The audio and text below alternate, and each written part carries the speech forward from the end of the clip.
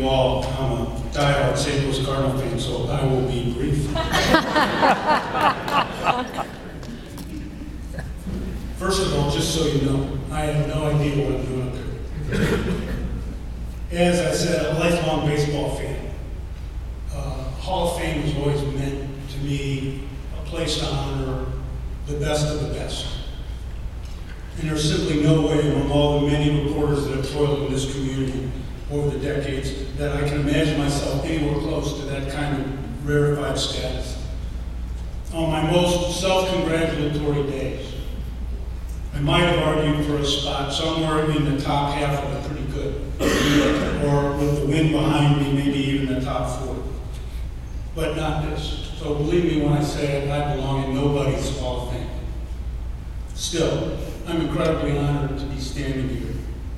I'm humbled to be sharing the spotlight with Tom, Philip, Kelly, Tom, and her, and to be sharing this recognition with all those who have gone before and will come after. And I'm truly grateful that someone I hold in the highest regard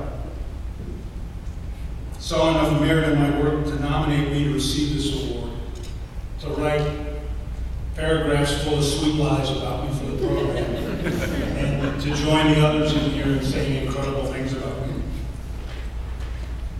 And that others saw fit to agree. As I look back over what now seems like a pretty long career, an exercise that's probably impossible to avoid when something like this comes up, that's the most dominant emotion I experience is gratitude.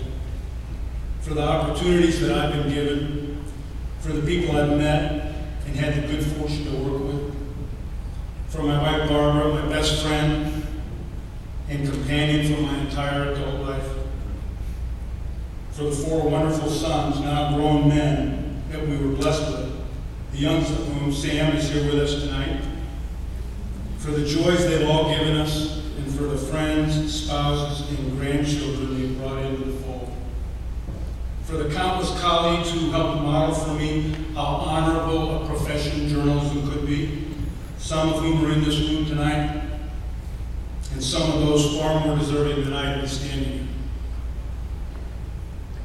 And especially for the era during which we were privileged to ply our trade, for the 3 decades between Watergate and Twitter. A golden age, if not the golden age, of American newspaper journalism, in my humble opinion.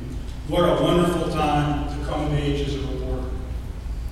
Not only were newspapers still in the thick of the discussion, not only were they still central players in the political, cultural, and economic debates of the day, not only in Washington, but in every city and town in America, but in general, they were also still making boatloads of money, oftentimes more than they knew what to do with. And many of their newsrooms were run by and increasingly stocked with people who saw the independence afforded by that wealth as the opportunity to do something important and meaningful, to challenge authority when it was warranted, to question convention, to uncover hidden ills, to right wrongs, to ask big questions without fear or favor, and to answer them, or at least to try. Questions like, what's really going on here? Is this the right thing to do?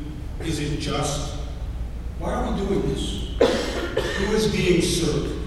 Is there a better way to do it? Looking back now, there probably was more than a little bit of cockiness involved in the enterprise. Perhaps a little more than a pinch of arrogance sprinkled in here and there. After all, who did we think we were? Who appointed us as keepers of the store? Obviously nobody. But as I would have argued then, somebody expletive had to do it. And an expletive might as well be us.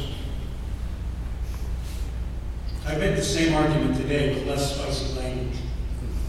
But I'd be among the first to acknowledge that it's probably become a lot harder to do. The political and cultural landscape has changed dramatically since what for me is back in the day. And the economics have changed radically, which makes me all the more grateful for the time that we had. Bottom line, I was able to raise a family and make a decent living by striving to be a professional pain in the ass on behalf of the common good. And since those who know and love me know I was born a pain in the ass, it was probably a pretty good fit. So thank you all for everything, and God bless you.